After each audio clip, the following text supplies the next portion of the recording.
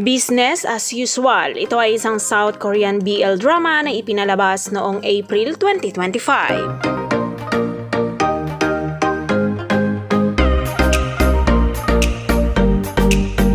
Business as Usual ay nagsasabi sa kwento ng dalawang lalaki na minsan ay naniniwala na sila ay nasa mahinang posisyon ng kanilang relasyon.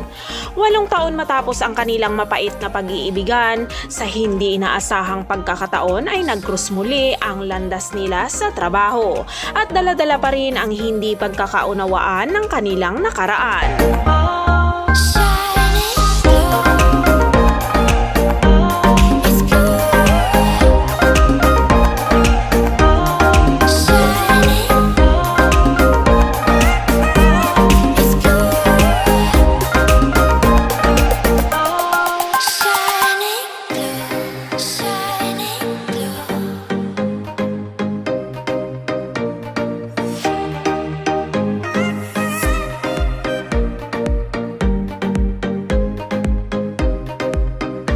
Business as Usual ay binubuo ito ng 6 na episodes at ipinapalabas ito tuwing Huwebes mula April 3 to May 8, 2025.